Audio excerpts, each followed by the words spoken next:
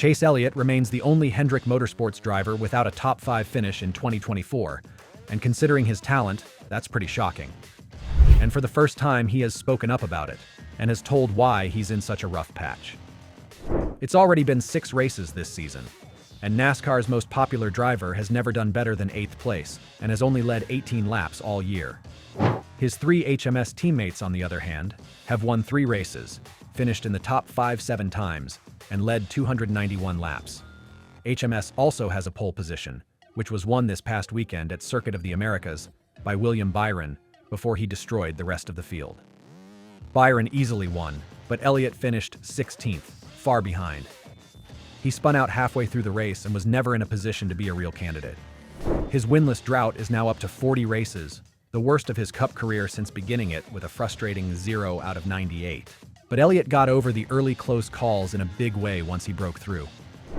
When you look back, the 5 years from 2018 to 22 that NASCAR's most popular driver had were ones that most drivers would envy. As the 2020 Cup winner, he made it to championship 3 times, won 18 races, and led nearly 4,000 laps. When Jeff Gordon, 2015, Dale Earnhardt Jr., 2017, and Jimmy Johnson, 2020, all quit racing for good, he seemed to be the natural heir to the HMS tradition. Instead, Elliott has gone backwards since that Hall of Fame level effort. When the HMS signed Kyle Larson in 2021, it led to a title run that put Larson ahead of Elliott at the top of the food chain. At first, 2022 was a comeback year, but it finished with a shaky playoff run. Elliott only made it to the championship 4 because of how well he did in the regular season. Elliott finished that season mentally and physically worn out after a crash that put him in 28th place. "When the time comes, we'll get to work on it," Elliott said after being hit by Ross Chastain and losing the title. "But not today. I can assure you that. We're going to enjoy a little time off, just like a lot of you guys, the media, are. It's a long season. A lot of effort goes into this deal. When we get back to Daytona next year, we'll be ready to go, and we will put the focus on the things that we feel like we need to put them on and see where we stack up then." No one needs to be told what happened next. Elliott broke his leg skiing in March of last year, missed 6 races, and never got back into the swing of things. Elliott missed the playoffs for the first time in his NASCAR career because he intentionally hit Denny Hamlin during the Coca-Cola 600 and was given an extra 1-race ban. After having surgery on his shoulder off-season, Elliott had to start his recovery all over again as the 2024 season began. Even though HMS had a rough year, they decided to keep things the same in the pit box. Alan Gustafson is back, but Elliott's cousin Trey Poole has taken over as his spotter. To be fair, there have only been 6 races so far. Elliott is still 9th in points, 42 points more than the cut line. Because of his past record and how fast HMS has been this season, missing the playoffs for the 2nd straight year would be a big surprise. But still, John Hunter Nemechek and Elliott are the only 2 drivers currently above the playoff bubble who haven't had a top 5 finish. It's not very comforting that Elliott's position difference is -23. He's only ended higher than he started once, in the pack race at Atlanta Motor Speedway. But the problems on the road course are what are really worrying. The last 3 races Elliott has run on this type of track have been 32nd, 9th, and 16th.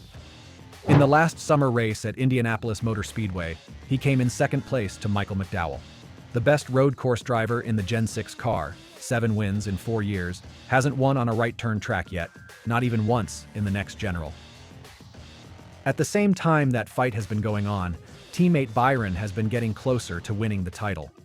The 6-race winner from last year is the first driver in 2024 to win 2 races.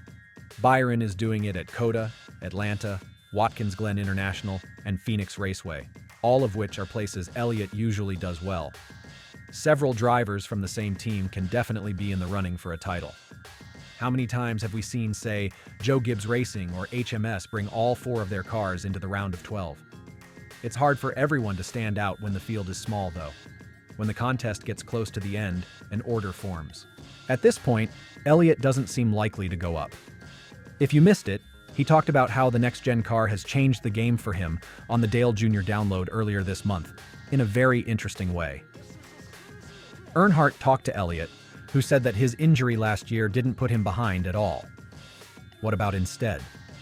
The struggle started long before that. I really think we started to struggle at the end of 2022, Elliott said. What I saw was, when the NextGen car came out there in 22, we fired off really well. And we had a good first half of the season. You would look at the win column and how the season ended up and be like, man, they had a good year. I would look at you and tell you we did not. We had a good first half of the year. He then said that the way he drove the old car is very different from how you should drive the next general.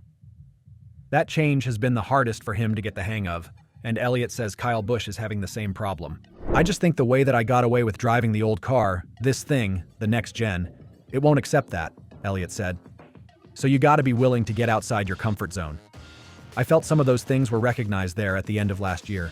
The final couple of weeks was me trying to adjust myself and understand that better.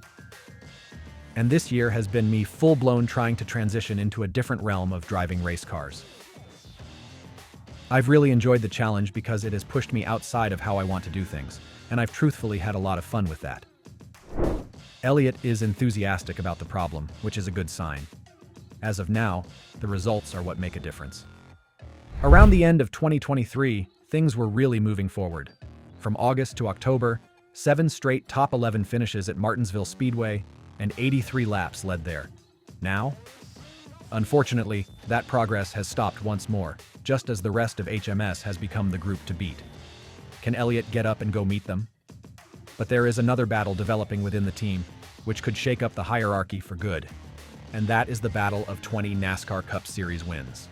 Because with a big win on Sunday, William Byron won his 12th Cup Series race in his 222nd career start. So, why is Byron's 12th win important? And what does that number 20 mean? Well, he's now only 6 wins behind Chase Elliott. The last time he won a NASCAR Cup Series race was on October 2, 2022, at Talladega Superspeedway. It was his 18th win. That's 40 races without a win for Elliott. The 2020 Cup winner has only had 7 top 5 finishes since that day at Talladega. Remember, that was 2022. On the other hand, Byron has won 8 times in the last 2 seasons, including twice in the first 6 races of 2024. Elliott has only finished in the top 10 once in 6 races this year. If Elliott wins at Richmond Raceway this weekend, that would put an end to this question. But the number 9 car has only led 18 laps this season, and those were in the Daytona 500 and the Bristol Motor Speedway Tire Wear Fest. He has also only led 1 lap at Richmond in the 3 races he has run there since the NextGen era began. On the other hand, Byron has been in charge of more than 100 laps in each of the last 2 spring races at the Virginia track. Place your bets. First person to reach 20 wins. Who will it be? Byron or Elliott? And what will that mean for the sport's most popular driver? Will Byron take that title? Will Elliott give up his crown before retiring? You tell us.